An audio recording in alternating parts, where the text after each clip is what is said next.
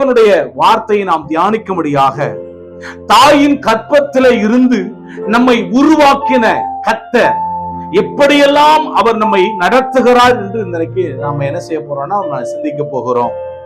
வேத வசனத்துல பார்க்கிறோம். எரேமியா 1:5 நான் உன்னை தாயின் வயிற்றில உருவாக்கும் முன்னே உன்னை அறிந்தேன், நீ கற்பத்திலிருந்து வெளிப்படும் முன்னே நான் உன்னை பரிசுத்தம் பண்ணி உன்னை ஜாதிகளுக்கு தீர்க்கதரிசியாக கட்டளையிட்டேன் அப்படின்னு சொன்னாரு. பாருங்க, உருவாகிறதுக்கும் உருவாக்கப்படுகிறதுக்கு வித்தியாசம் இருக்கிறது. எப்படி ஆதாம பூமியின் மண்ணினாலே எடுத்து பாத்தீங்கன்னு சொன்னா தன்னுடைய சாயல், தன்னுடைய ரூபத்தை, தன்னுடைய தோற்றத்தை என்ன செஞ்சாரா ஒரு மனிதனுக்குள்ளாக தேவன் வைத்தார். கவனிக்கணும் ஆண்டுடைய வார்த்தைய. அங்கே ஒவ்வொன்றாய் பார்த்து பார்த்து கண்கள், காதுகள் எல்லாவற்றையும் அவர் சரியாய் அவர் செய்தாராம். பாருங்க, இங்கே எரேமியாவை பற்றி சொல்லும் போது நான் உன்னை தாயோட வயிற்றுல உருவாக்குறதுக்கு முன்னமே, உருவாகிறது இல்ல, உருவாக்குறதுக்கு முன்னமே. அப்ப நம்ம ஒவ்வொருத்தரையுமே கர்த்தர் தான் தாயின் கற்பத்திலே அவர் உருவாக்குகிறார். என்னது? உருவாக்குகிறார். நம்முடைய உள்ள இருக்கக்கூடியதான நரம்புகள், எலும்புகள், தசைகள், இரத்த நாளங்கள், நம்முடைய இருதயம், நம்முடைய நுரையீரல், நம்முடைய சிறுகுடல், பெருங்குடல், ஒவ்வொன்னையும் பார்த்து பார்த்து ஆண்டவர் உருவாக்கினார். பாருங்க, நம்முடைய ஆண்டவர் எவ்வளவு பெரியவர், எவ்வளவு மேன்மையானவர். நம்மளை படைக்க, உருவாக்க அவர் எவ்வளவு பாத்தீங்கன்னு சொன்னா அவர் ஞானத்தை இங்கே பயன்படுத்தினார் என்று சொல்லி நாம் பார்க்கிறோம். வேதவசனங்கள்ல நான் ஒளிப்படத்துல விசித்திர வினோதமாய் படைக்கப்பட்டேன்னு சொல்லி எழுதப்பட்டது. சங்கீதம் 139:14 வசனங்களை பாருங்க. எப்படி நம்ம படைக்கப்பட்டிருக்கிறோம்? நாம் பிரமிக்கத்தக்க அதிசயமாய் உண்டாக்கப்பட்டபடியால் உம்மை துதிப்பேன். நீங்க பிரமிக்கத்தக்க அதிசயமாய் உண்டாக்கப்பட்டிருக்கிறீங்க. அதனால நீங்க கர்த்தரை துதிக்கணும்னு சொல்லப்பட்டிருக்கு. உமது கிரியைகள் அதிசயமானவைகள், அது என் ஆத்துமாவுக்கு நன்றாய் தெரியும். இங்க பாத்தீங்களா, நான் ஒளிப்படத்திலே உண்டாக்கப்பட்டேன், பூமியின் தாழ்விடங்களிலே விசித்திர வினோதமாய் ஆண்டவர் நம்மளை எப்படி படைச்சாரு? குரங்கமா. இன்னைக்கு எல்லாம் சொல்றாங்க இந்த உலகத்துல குரங்கிலிருந்து மனிதன் பிறந்தான். டார்வின் தவறான பரிணாம கொள்கையை இந்த உலகம் நம்புகிறது. ஆனால் நான் உங்களுக்கு சொல்லுகிறேன், ஆண்டவராகிய இயேசு கிறிஸ்து தான் நம்மை படைத்தார். இந்த உலகத்தில் இருக்கிற அத்தனை மனிதர்களையும் உருவாக்கி படைத்தார். இங்க பார்க்கிறோம். இங்க யார் சொல்றாருன்னா தாவீது சொல்றாரு, நான் ஒளிப்படங்களிலே, பூமியின் தாழ்விடங்களிலே விசித்திர வினோதமாய் உருவாக்கப்பட்டேன். எலும்புகள் பாருங்க. அப்ப எலும்ப கண்டது யாரு? தாயோட வயித்துல நீங்க உள்ள இருந்தப்ப பார்த்தது யாரு? கர்த்தர். நம்மள கர்த்தர் பார்த்தாரு. உங்களை முதல்ல அம்மா அப்பா பார்க்கல, ஸ்கேன் பண்ணி பார்க்கறாங்க நிறைய பேரு. ஆனா முதல்ல ஸ்கேன் பண்ணவரு, உருவாக்கினவரு, எலும்புகளையும் நரம்புகளையும் தசைகளையும் எல்லாவற்றையும் உருவாக்கினவர் கர்த்தர். வாசிங்க, என் கருவை. கவனிங்க, என் கருவை நீங்க என்னைக்காவது பார்த்திருக்கீங்களா? கருவை பார்த்தவர் நம்மளை கடைசி வரைக்கும் கைவிடாம நடத்துவார். ஆமென். என் கருவை உம்முடைய கண்கள் கண்டது. அப்பாவும் அம்மாவும் பார்க்கல, டாக்டர்ஸ் பார்க்கல, ஆனா நம்முடைய கருவை அவருடைய கண்கள் கண்டதுன்னு பார்க்கிறோம். என் கருவை உம்முடைய கண்கள் கண்டது. இந்த இடத்திலே அமர்ந்து தேவனுடைய வார்த்தையை கேட்கிறவர்கள், இந்த வசனங்களை எங்களாயிருந்து கேட்கிறவர்கள், உங்க கருவை ஆண்டவருடைய கண்கள் ஏற்கனவே கண்டது. என் தாயின் வயிற்றிலே நான் உருவாகும் முன்னமே என் கருவை கர்த்தருடைய கண்கள் முதலாவது கண்டது. அவருடைய கண்ணுதான் நம்மளை ஸ்கேன் பண்ணி இருக்கு. எப்ப வரைக்கும் இந்த உலகத்துல வாழணும், எவ்வளவு காலம் உயிரோட இருக்கணும், எதெல்லாம் நம்முடைய வாழ்க்கையில நடக்கணும், எப்ப நம்ம வாழ்க்கை முடிவடையும் என்பதையெல்லாம் அவரு நம்முடைய ஆதீனத்திலே அவர் திட்டத்திலே வைத்திருக்கிறார். வாசிங்க, இங்க கவனிங்க, என் அவயவங்களில் என் விரல்கள், ஸ்தோத்திரம், என்னுடைய மூக்கு, என்னுடைய காதுகள் ஒவ்வொன்றும் என் அவயவங்களில் ஒன்றாகிலும் இல்லாத போதே அவைகள் அனைத்தும், கவனிச்சீங்களா சார்? எவ்வளவு வார்த்தை அதிசயமா இருக்கு பாருங்க. அவைகள் உருவேற்படும் நாட்கள். எப்ப அது உருவேற்படணும்?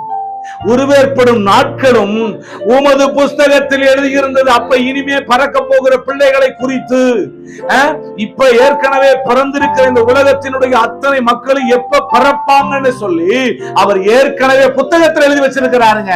நம்ம ஏதோ ஒண்ணுல நம்ம பிறந்துடல, ஏற்கனவே அவர் தம்முடைய திட்டத்திலே வைத்து நம்மை பிறக்க செய்திருக்கிறார். அல்லேலூயா.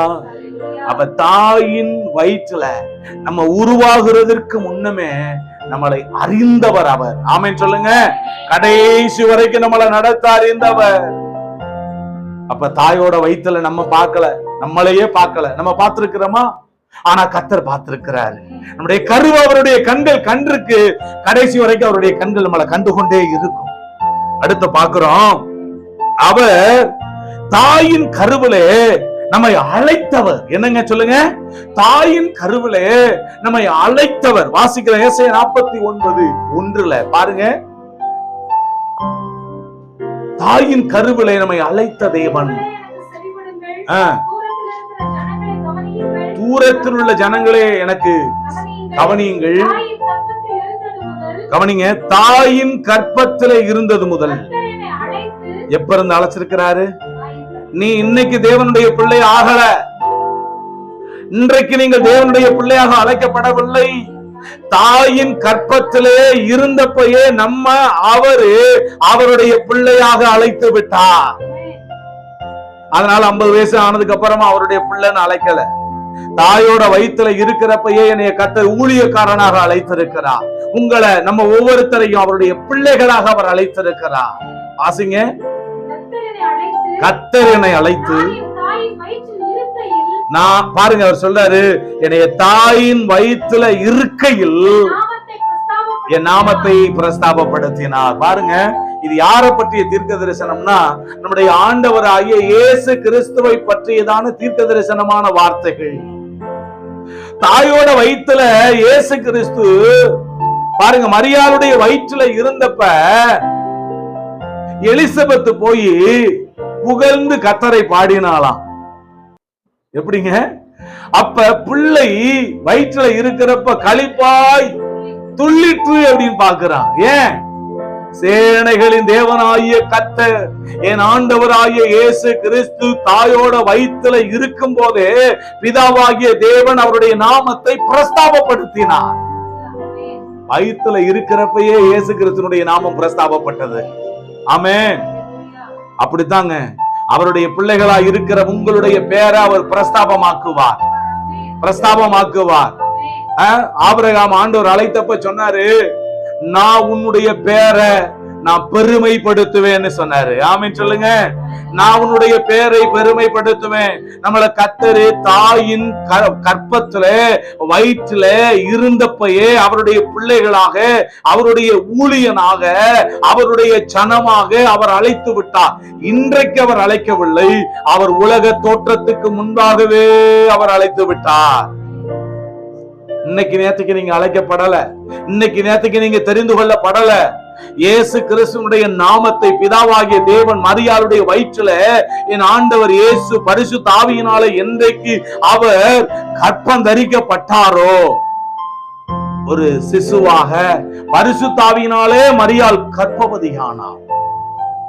அவர் கர்ப்பவதி ஆனப்பைய பிதாவாகிய தேவன் இயேசு கிறிஸ்துவின் நாமத்தை அவர் பிரஸ்தாபப்படுத்தினாராம். இன்றைக்கும் இந்த செய்தியை கேட்டுக்கொண்டு இருக்கிற உங்களுடைய வாழ்க்கையில உங்களுடைய பேரை அவர் பிரஸ்தாபப்படுத்துவார்.